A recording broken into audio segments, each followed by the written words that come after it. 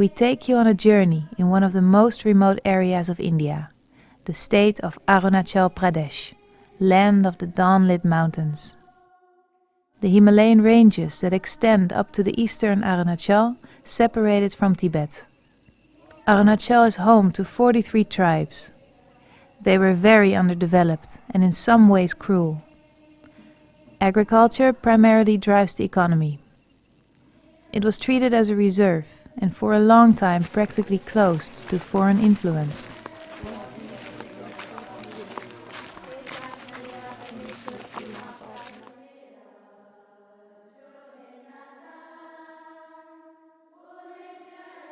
I had a great zeal to be a missionary from the very childhood.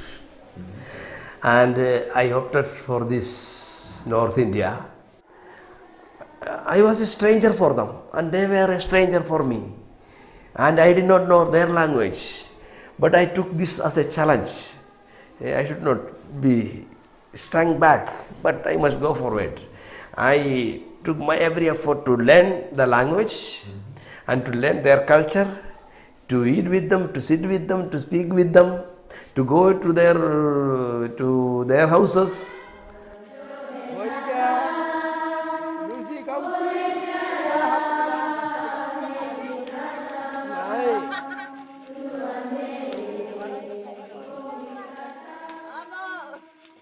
The glory of God is man fully alive. So, when there is illiteracy, when there is poverty, when there is sickness, God is not glorified. And so, through our activities, which elevates human beings to human dignity, we are not only alleviating suffering or removing poverty, but we are also glorifying God by giving Him people who are fully alive.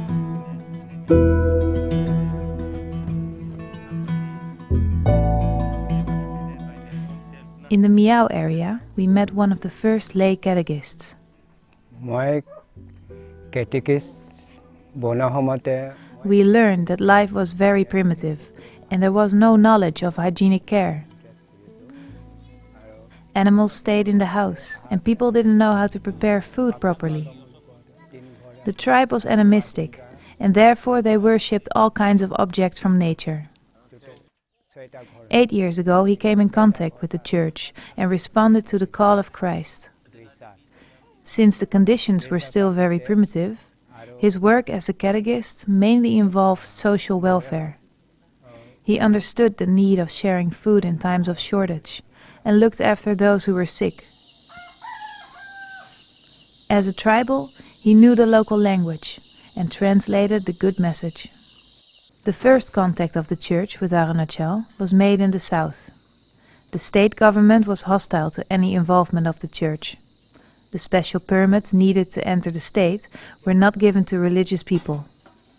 Therefore, the first contact between the Catholic Church and the tribes was only possible by laymen, who were invited to study at the Bible school in Tinsukia, just outside the borders of Arunachal Pradesh.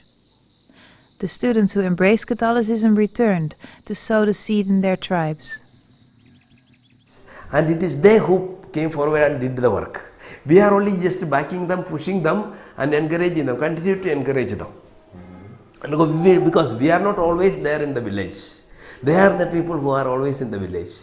We go maybe once in a week, maybe once in a month, offering Holy Mass, sacraments, and also preaching retreats, catechizing, and in many other ways. We give fire to these youngsters and they in turn will spread the Christianity. That is the way it is spread here. And of course, we continued. The work the missionaries had done, we continued. The concentration was on the people, and so the church grew and people became the part of it.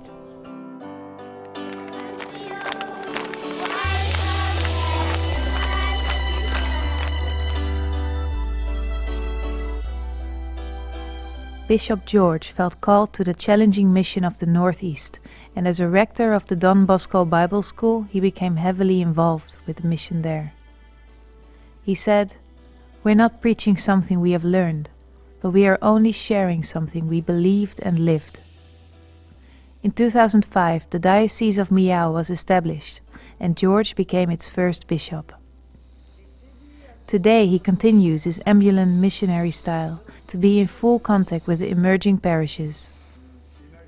Bishop George very much values lay participation in the parishes to stay attuned to the people's needs.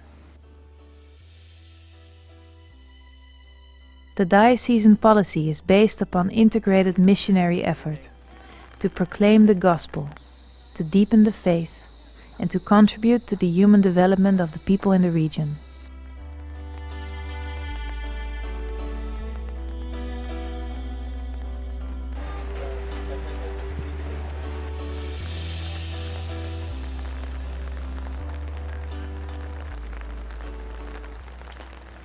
What I see is, by our intervention, a lot of change is taking place in the people, which we can really notice.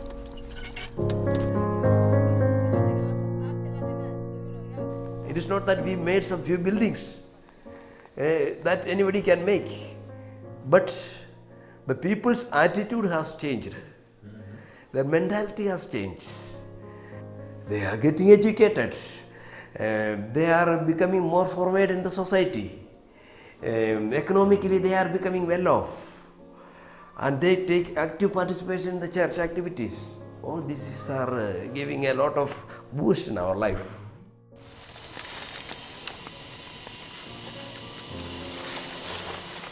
Three separate institutions have been set up.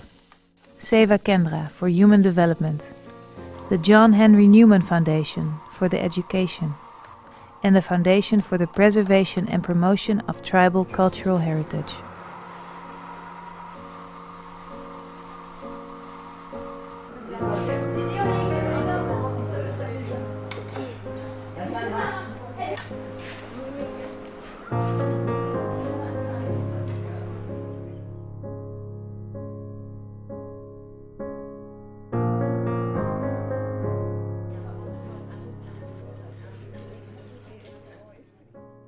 The government schools, they are everywhere, but people find a difference in ours, and so they come.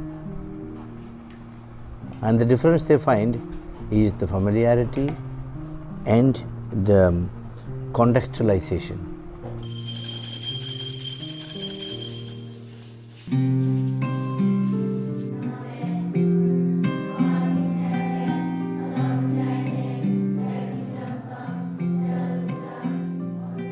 My whole interest when I teach in Arunachal is only that Arunachal doesn't lack anything, no? Doesn't have anything less than any other states, but only thing they have not seen the scope to which they can grow. So get the people to dream that scope so that they come back to do something great.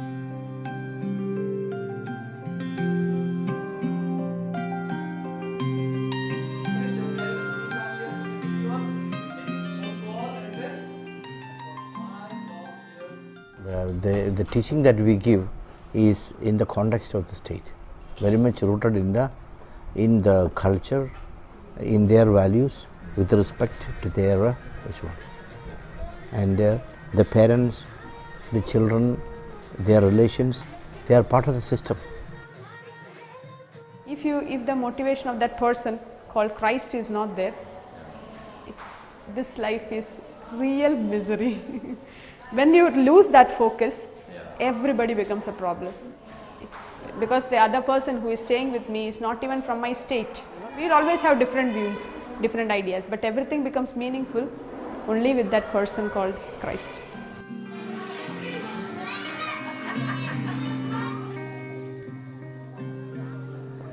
Another challenge we have is the school, to run the school.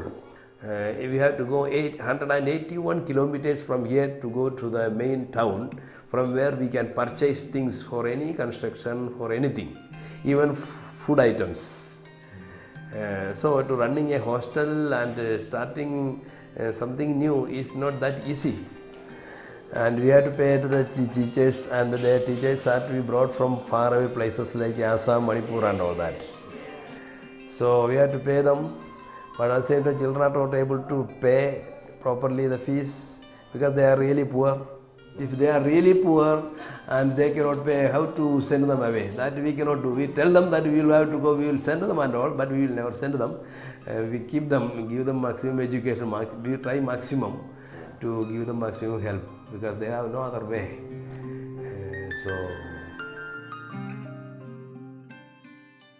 When we talk to, and I would like to make it very clear to anybody who joins us and becomes part of this mission by prayer and also with their contributions, I would never seek help for anything beyond the very essential.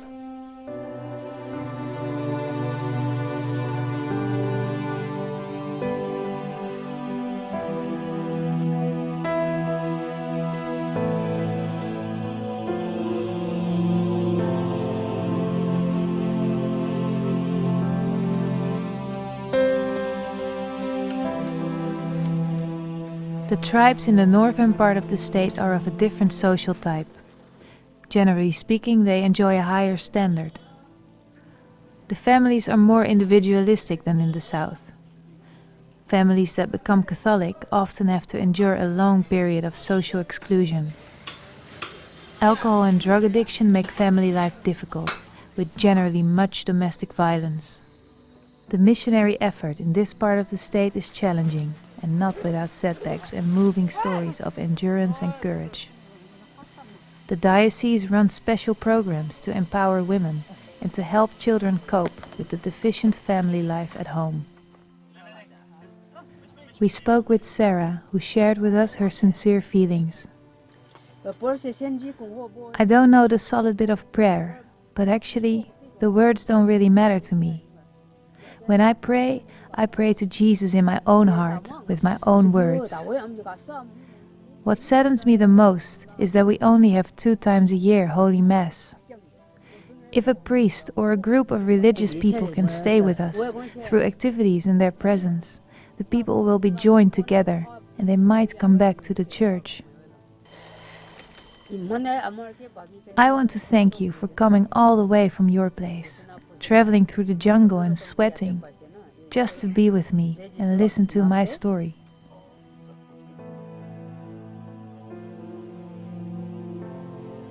On the way to China, we met a family who were baptized only 6 years ago. The moment they became Catholic, the villagers said, "Now you are different than us, so we consider you as outsiders." The villagers even told them not to live in their village anymore. One day, a group of boys came and destroyed their little chapel next to their house. The mother of the family went down to the chapel and told them, "You may break the things inside, but you cannot break our faith. You cannot break me." Every day we come together as a family and pray to be strong in our belief, even in the face of pain, persecution and suffering.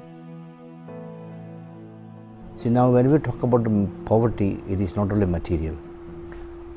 I think there are lots of people who are needy, may not be of a piece of bread, but a little time, a little understanding, somebody to sit with them and chat for a while or listen for a while. Now, here our activities are defined this way because that's the need. But in another place, we have to redefine our activities according to the need of the place. So, even in the richest of places, there is a need, but of a different type. But basically, springing from the heart, springing from our faith where we see God in others.